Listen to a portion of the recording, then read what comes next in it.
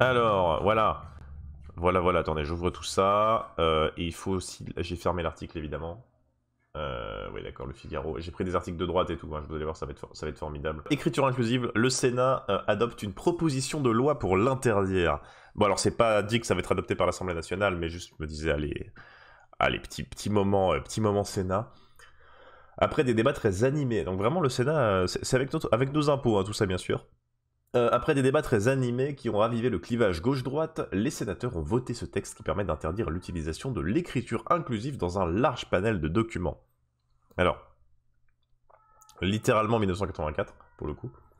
Idéologie mortifère ou chemin vers l'égalité, le Sénat a adopté ce lundi 30 octobre une proposition de loi visant à protéger la langue française des dérives de l'écriture dite inclusive. Au jour de l'inauguration par Emmanuel Macron de la Cité internationale de la langue française dans le château restauré de Villers-Cotterêts, le président a dit craindre de voir la langue française céder aux airs du temps. Après des débats très animés qui ont ravivé le clivage gauche-droite, les sénateurs ont voté à 221 voix contre 82 ce texte qui permet d'interdire l'utilisation de l'écriture inclusive dans un large panel de documents. Je serais intéressé de voir le texte. Est-ce qu'il y a le... Voilà, on peut aller directement voir la proposition de loi. Hein. Le texte en écriture inclusive. On va voir. La loi en construction. Naviguer dans les rédactions successives du texte. Ah, c'est bien ça. Oula, qu'est-ce que c'est que ça? Attendez, on dirait un site de l'URSSAF, là, c'est quoi cette non-mise à jour? Sénat, session ordinaire 2023-2024, enregistré à la présidence du Sénat le 25 octobre. Alors ça, c'est visant à interdire l'usage de l'écriture inclusive. Commission, voir les numéros, blablabla, qu'est-ce qui se passe? Alors,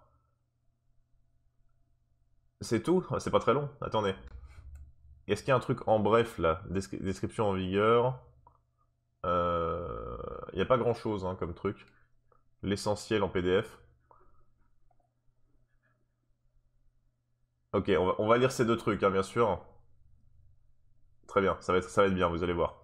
Là, on va fouiller dans le Sénat, bien sûr. T'es payé plus de 10 000 euros pour t'énerver sur des points et des tirets, oui. Alors, proposition. Après l'article 19 de la loi numéro machin truc de la langue française, il est inséré un article 19.1 ainsi rédigé. Alors, article 19.1.1. Alors, les documents qui, en application de la présente loi ou d'une autre disposition législative ou réglementaire, doivent être rédigés en français, ne remplissent pas cette condition lorsqu'il y est fait usage de l'écriture dite inclusive, entendue. Alors, qu'est-ce que c'est que l'écriture inclusive selon le Sénat? Comme désignant les pratiques rédactionnelles et typographiques visant à introduire des mots grammaticaux constituant des néologismes ou à substituer à l'emploi du masculin lorsqu'il est utilisé dans un sens générique une graphie faisant ressortir l'existence d'une forme féminine. La formulation est incroyable. Faisant ressortir l'existence d'une forme féminine. Lorsqu'un mot laisse à penser qu'il existe des femmes, c'est interdit. Les femmes n'existent pas. Donc vraiment c'est hyper large, hein. C'est pas que le point médian. Mais par exemple, alors c'est des néologismes ou à substituer à l'emploi du masculin. Donc pas de féminin, pas de féminin à la place du masculin. Non, pourtant c'est pas inclusif si on utilise que du féminin à la place du masculin. Lorsqu'il était dans un sens générique, une graphie faisant ressortir l'existence d'une forme féminine. Donc, pas de... Normalement, autrice, c'est autorisé, je sais pas. C'est un petit peu... c'est à la fois vague et précis, quoi. Mais ça englobe né et entre parenthèses, ouais. Peut-être sur le permis de conduire, il y a ça aussi. Alors par contre, j'ai un vieux permis. Quelqu'un a un permis récent, parce que moi j'ai un permis rose totalement déglingué. On dirait qu'il est passé à la machine à laver. Ou une carte d'électeur. Une carte d'électeur, par exemple. Mais néologisme, ça veut... Comment on définit ce qu'est un néologisme? Parce qu'il n'y a pas de base légale des mots autorisés en France. Il y a plein de mots qu'on utilise régulièrement et qui sont pas dans le dictionnaire. Et quel dictionnaire? Est-ce qu'on prend le dictionnaire de l'Académie française, mais il est tout pourri? Est-ce qu'on prend le Larousse? Est-ce qu'on prend le Robert, etc., etc. Comment on définit ce qu'est un néologisme dans la loi? Bah, là, par exemple, ils sont tous en train de parler en la bouche en cœur du wokisme. Pourquoi ce serait plus ou moins un néologisme que les gens qui disent autoris? Merci, Imperialox. L'écriture dite inclusive au sens 1 du présent article est interdite dans les publications, revues et communications mentionnées à l'article 7 de la présente loi. Alors attendez. Faut que je trouve la loi parce que faut voir où est-ce que c'est interdit. Alors attendez, on va faire une recherche complémentaire. Je peux envoyer le lien du PDF, bien sûr, je peux vous envoyer le lien du PDF. Alors attendez, voilà. Donc ça c'est la loi relative à l'emploi de la langue française. Donc ils disent, pardon, je l'ai pas allumé. Ils disent que dans cette loi, l'article 7, voilà, interdit dans les publications à l'article 7. Les publications, revues et communications diffusées en France et qui émanent d'une personne morale de droit public, d'une personne privée exerçant une mission de service public ou d'une personne privée bénéficiant d'une subvention publique doivent, lorsqu'elles sont rédigées en langue étrangère, comporter au moins un résumé en français. Là vraiment, je pensais pas que l'interdiction s'étendrait aussi loin. Donc ça veut dire que la loi dit est interdit dans les publications, revues et communications mentionnées à l'article 7 de la présente loi. Donc ça veut vraiment dire ça, quoi. Mediapart n'est pas concerné. Et non. Une asso féministe qui aurait une subvention de la mairie n'a plus le droit d'utiliser l'écriture inclusive. Ouais, bah beaucoup d'associations, enfin même la plupart, je pense, des associations. Alors évidemment, c'est pas dit que là ça a été adopté par le Sénat, c'est absolument pas dit que ce soit adopté par l'Assemblée nationale. Hein, par contre, hein, attention.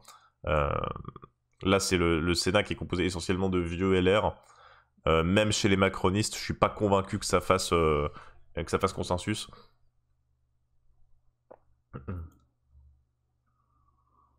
Voilà. Article 4, nouvel article, donc. Tout acte juridique qui comporte l'usage de l'écriture dite inclusive au sens du 1 du présent article est nul de plein droit. Vraiment, dire que les sénateurs et les sénatrices sont payés pour pondre des trucs comme ça, quoi. Qui interdisent genre l'écriture inclusive partout. Passer trop de temps sur Facebook, hein. Vraiment. C'est leur gourou Macron qui leur a dit, donc ils vont voter comme il a dit, non. C'est pas sûr, franchement c'est pas sûr. On a vu que l'Assemblée nationale était pas non plus hyper... Même au sein des macronistes, que parfois il y avait des dissensions, hein, d'ailleurs. Il y a des 49.3 qui ont été passés justement parce qu'il n'y avait pas une certitude que toute la majorité Renaissance allait voter. Il y a moins l'effet Playmobil qu'il y avait au premier mandat. Hein. Voilà. La seconde phrase du premier alinéa du 2 de l'article L121-3 du Code de l'éducation est remplacée par deux phrases ainsi rédigées. L'usage de l'écriture dite inclusive au sens de l'article 19.1 de la loi machin truc relative à l'emploi de la langue française dans les documents qui s'y rapportent est interdit. Des exceptions à l'usage du français peuvent être justifiées. Le 2 de l'article L121-3 du Code de l'éducation. Donc ça veut dire quoi ça? On va regarder.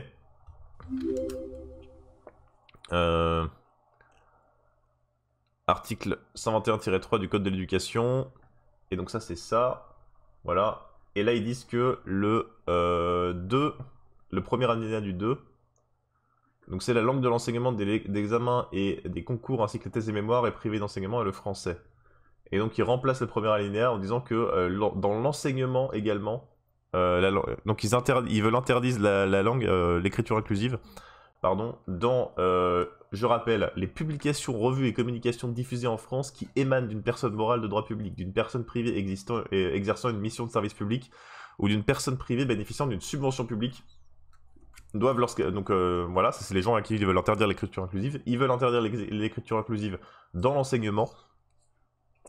Et donc ils définissent l'écriture inclusive comment des pratiques rédactionnelles et typographiques visant à introduire des mots grammaticaux constituant des néologismes. Néologisme sans qu'on sache vraiment qui peut déterminer ce qu'est un néologisme ou pas, ou à substituer à l'emploi du masculin lorsqu'il est utilisé dans un sens générique une graphie faisant ressortir l'existence d'une forme féminine. Donc ça me semble quand même c'est basé quand même sur les trucs avec les points médians, les parenthèses ou les tirets, et ou les mélanges genre autoris ou celle par exemple, qui seraient interdites, et pas par exemple si on dit celles et ceux, ou français, là c'est autorisé, donc on a le droit de faire l'écriture inclusive quand même. La sanction c'est quoi? On ne sait pas. La présente loi est d'ordre public, elle s'applique aux contrats et avenants conclus postérieurement à son entrée en vigueur. Toutefois, l'article précité ne s'applique qu'aux produits destinés à la vente qu'à compter du premier jour du 7e mois suivant la publication de la présente loi. Donc il y a 7 mois de temps pour pouvoir appliquer la loi écriture inclusive, bien sûr. Voilà, donc voilà cette loi. Et donc comment il justifie ça? L'essentiel, bien sûr. Donc là, ils ont fait un petit résumé. En plus de leur projet de loi, ils nous ont fait un petit résumé sur pourquoi on interdit l'écriture inclusive. Ça va être très intéressant. Interdire l'usage de l'écriture inclusive. Donc la commission de la culture, de l'éducation et de la communication a adopté le 25 octobre. Donc c'était en première lecture, là ça a été adopté en deuxième lecture hier. Son texte sur la proposition de loi visant à interdire l'usage de l'écriture inclusive déposé par Madame Pascale Gruny et plusieurs de ses collègues. La commission a adopté plusieurs amendements destinés à préciser le champ des pratiques interdites, en y incluant les néologismes sur les mots grammaticaux, notamment les pronoms du type yel. Ça les a traumatisés, hein, le pronom yel, hein, ça... intégrer au texte les dispositions de la proposition de loi déposée le 25 janvier 2022 par M. Étienne Blanc et plusieurs de ses collègues, visant à ce que tout acte juridique qui contreviendrait à l'interdiction d'usage de l'écriture dite inclusive soit nul et de plein droit. Inclure dans le dispositif les publications émanant de personnes publiques ou de personnes privées chargées d'une mission de service public. Mais rendez-vous compte du temps, de l'énergie, de l'argent perdu. Il est piloté par qui ce projet, Gabriel Attal et son cabinet? Non, je pense vraiment pas que ce soit... Alors Macron a apporté un espèce de pseudo-soutien à ça en disant dans cette langue, le masculin fait neutre. Mais ça vient plutôt de sénateurs LR, ce projet de loi. Hein. C'est pas du tout un truc piloté par les macronistes. Alors que sera prochainement inaugurée la Cité internationale de la langue française au château de Villers-Cotterêts, notre langue est confrontée à de multiples défis. Baisse du niveau des élèves en lecture et en orthographe. Usage croissant de l'anglais et du franglais dans les médias, mais aussi dans toute la société française. Recul de l'apprentissage du français dans le monde et de son usage dans les instances internationales, dans les échanges économiques et dans la recherche et l'enseignement. La solution ? Empêcher les gens de parler et d'écrire le français comme ils le souhaitent. Ainsi, ça va améliorer la situation. C'est dans ce contexte que se développe l'écriture dite inclusive, qui porte l'ambition de transformer la société en faisant évoluer le langage. Si la féminisation des métiers et fonctions est aujourd'hui parfaitement admise, l'usage de signes typographiques entre plusieurs terminaisons d'un mot, de même que l'invention de mots nouveaux, pose de nombreuses questions. C'est vraiment écrit dans le texte. L'invention de mots nouveaux pose de nombreuses questions. Quoi? Mais comment ça? Est-ce qu'on est censé parler français comme en 1428? L'invention de nouveaux mots, je voulais dire genre tous les mots? Genre à quel moment on considère que c'est plus un mot inventé? C'est après que ce soit dans le dictionnaire Vraiment c'est des abrutis quoi. Vraiment des énormes abrutis. Ils déstructurent la langue, carrément. Les nouveaux mots déstructurent la langue, bien sûr. Porte atteinte à sa lisibilité et plus fondamentalement à l'universalité de sa portée. C'est pourquoi, au nom de la sauvegarde de la langue française et pour préserver la clarté et l'intelligibilité de la norme, une intervention du législateur est nécessaire. Et il cite l'ordonnance de Villers-Cotterêts. Là, je vous rappelle que pourquoi ils sont aussi pompeux et en mode défense de la langue française, c'est à cause de 3 assos et 2 médias qui utilisent des points médians dans leurs articles. Hein. Voilà. Monté est mort. Ouais, je pense. Alors, citation bien sûr. Et afin qu'il n'y ait cause de douter sur l'intelligence des dits arrêts, nous voulons et ordonnons qu'il soit fait et écrit si clairement qu'il n'y ait ni puisse avoir aucune ambiguïté ou incertitude, ni lieu à demander interprétation. Alors, attention. Point 1.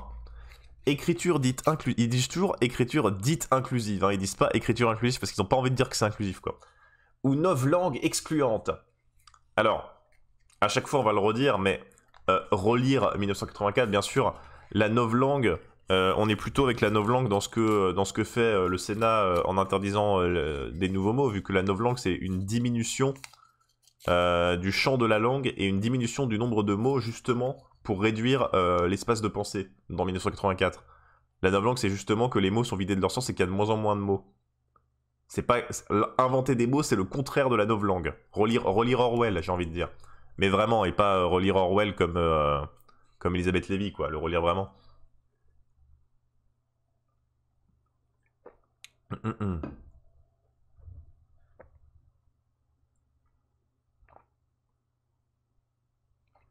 La base, mais bon, faites comme vous voulez. George Orwell, absolument.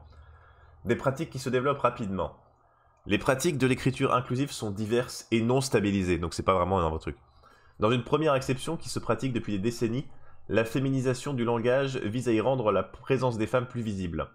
La pratique systématique de la double flexion et l'usage du point médian sont apparus plus récemment. Aujourd'hui, certains contestent le fait de devoir choisir entre deux genres linguistiques, le masculin et le féminin, portant ainsi sur le terrain du langage un combat d'ordre sociétal. C'est pas possible d'être aussi bête, quoi. Franchement, si j'étais 50% plus con, je pourrais être sénateur LR, quoi. Et pourtant, je suis pas hyper malin, hein. Attendez.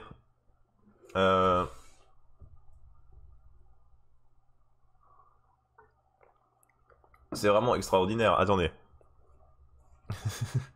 Alors, ils disent que c'est apparu récemment. Donc, entre guillemets, c'est apparu récemment, donc c'est pas un vrai truc. Certains contestent le fait de devoir choisir entre deux genres linguistiques. Oui. Le masculin et le féminin portant ainsi sur le terrain du langage un combat d'ordre sociétal. Par contre, alors déjà sociétal, bon voilà, bref. Sociétal, déjà c'est un anglicisme, bref. Comment Le fait que le masculin l'emporte et que quand il y ait 52 femmes et un homme, on dise il, ça c'est pas du tout un combat d'ordre sociétal. Par contre, le fait de vouloir inclure les femmes, ça c'est un combat d'ordre sociétal. Dans son guide pratique, ah oui, ils disent la double flexion. Est-ce qu'ils interdisent la double flexion? Ah, ils veulent interdire aussi la double flexion, c'est-à-dire les citoyennes et les citoyens. Ah oui, carrément. Moi, je suis plutôt un adepte de la double flexion, si vous voulez. Dans son guide pratique pour une communication publique sans stéréotype de sexe, le Haut Conseil à l'égalité entre les femmes et les hommes formule les recommandations suivantes. Accorder les métiers, titres, grades et fonctions avec le genre de la personne concernée. En présence d'un public mixte, décliner les noms et les adjectifs au féminin et au masculin. Au moyen de la double flexion, les citoyennes et les citoyens en suivant l'ordre alphabétique, ou du point médian, voilà. Recourir à des termes dits épicènes, c'est-à-dire des mots dont la forme ne varie pas entre le masculin et les féminins. Les membres du corps professoral plutôt que les professeurs. Terme épicène aussi, c'est pas mal. Ouais, ça fait des squats. Double flex. On flex ici, on flex, hein. On double flex. Faut-il aller au-delà du genre, s'interroge aussi le HCE dans son guide pratique. Il est fait référence ici au développement d'une écriture dite inclusive non-binaire. En français, cet usage s'est traduit par l'apparition de néologismes tels que Yel, admis par le dictionnaire Le Robert. Al ou Ul, bien sûr. Le fameux Ul, bien sûr, qui est utilisé tous les jours par tout le monde. Hein. Cette pratique n'est pas stabilisée. Elle fait l'objet de recherches et de propositions diverses qui vont jusqu'à une refonte complète de la grammaire et du vocabulaire. Je rappelle que c'est un document... Al-Ul qui dit ça, Us-Ul. Source CNews. Ouais, vraiment. Alors, ça vous ennuie si on dépasse un petit peu sur la méditation, parce que moi je m'amuse bien à lire le texte du Sénat. L'usage de la double flexion et du point médian sont désormais largement répandus, y compris dans la sphère publique. De nombreuses collectivités territoriales les ont adoptés. Voilà. Et là ils ont mis un... Bon, le X, je l'ai déjà vu, mais c'est quand même assez peu répandu. Déjà le Yel est pas... Et le point médian on le trouve un peu, mais le Yel est vraiment... c'est un truc qui a fait plus une panique morale. Il y a plus de gens qui ont paniqué sur le Yel que de gens qui l'ont utilisé. Le X c'est vraiment extrêmement rare. Et le Ul et le Al, alors ça...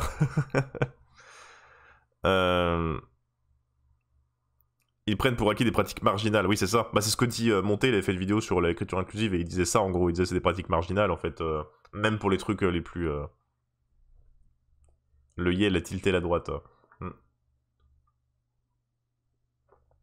À l'université, toutes les composantes de l'écriture dite inclusive progressent, y compris dans ses formes les plus extrêmes, et ce non seulement dans les correspondances internes à ces institutions, mais aussi dans l'enseignement. Et attention, sujet d'examen de droit donné en 2022 à l'université Lyon 2. Attendez. Artie est une personne non-binaire en mariage depuis 2018 avec une autre personne non-binaire, Maki. Tous deux sont de nationalité allemande, Hals vivent en France. Les professionnels de santé ont accepté de les prendre en charge médicalement. En juillet 2022, lors de la naissance de leur enfant appelé prononcé Pris, Maki qui avait accouché a été reconnu que ça l'état civil comme mère. Alors, est-ce que c'est un vrai truc? J'en sais rien, mais... Osef, non, c'est un examen de droit à l'université Lyon 2. Ça, c'est vraiment le truc de panique morale de la droite, c'est que leur problème... Leur problème, ça va être un sujet d'examen dans une fac qui va impliquer une loi pour interdire l'écriture inclusive partout. C'est-à-dire, à la limite, si vous trouvez que l'énoncé est pourri, vous faites une réclamation à votre fac, et puis voilà, il n'y a pas besoin de faire des articles au Figaro. Hein. Alors, une démarche qui soulève de nombreuses difficultés. C'est un peu de la méditation, bien sûr. Hein. L'écriture dite inclusive n'est pas le fruit d'une évolution spontanée, mais bien le résultat d'une démarche militante. Ouais, comme le masculin majoritaire, quoi. Avec l'écriture dite inclusive, la langue perd sa neutralité intrinsèque pour devenir un marqueur politique et idéologique. La neutralité intrinsèque du français, bien connue, hein, bien sûr. Quand c'est le masculin qui l'emporte, c'est de la neutralité intrinsèque, faut bien retenir, bien sûr. Le langage dit inclusif implique des répétitions et des procédés d'évitement, c'est une contrainte importante dans l'utilisation de la langue. Un problème d'intelligibilité et d'accessibilité de la norme. Et là, ils ont modifié... Attention, ils ont fait des articles de la Constitution en écriture inclusive. Là, le président de la République nomme le Premier ministre, elle, il, yel, met fin à ses fonctions sur la présentation par celui-ci de la démission du gouvernement sur la proposition du Premier ministre, elle, il, yel, nomme les autres membres du gouvernement. Voilà, et là, ils ont mis des points médians partout pour nous montrer que c'est horrible. Le développement, on n'utilise pas le point médian comme ça. Non, mais c'est pas... voilà, attention, s'il vous plaît. Le développement de l'écriture dite inclusive intervient en outre alors que les indicateurs témoignent des difficultés croissantes des jeunes dans les domaines de la lecture et de l'orthographe. La question de l'accessibilité des textes dits inclusifs se pose en particulier pour les publics en difficulté. En France, 2,5 millions de personnes sont illettrées. Par ailleurs, 1,1 million de personnes sont malvoyantes. Pour ces personnes, il n'y a pas de combat pour ou contre l'écriture dite inclusive. Les difficultés observées sont strictement pratiques et de bon sens. C'est pas du tout exagéré, bien sûr. Hein. Voilà. Merci Laurent Lafont et Cédric Vial pour ce travail d'utilité publique, j'ai envie de dire. Voilà. Bon, j'espère que ça vous aura fait plaisir, hein, bien sûr. Toute cette information sur l'écriture inclusive. Alors, on n'a pas eu le temps de faire la méditation, hein, mais c'était un petit peu de la méditation quelque part. Hein. C'est incroyable d'être aussi bête. Par contre, vraiment, je suis encore sous le choc de voir des élus aussi bêtes. C'est incroyable. Très bien. Écoutez, petite méditation rapidement, bien sûr. Course de gauche, sénateur, paf. Voilà. Allez, salut tout le monde.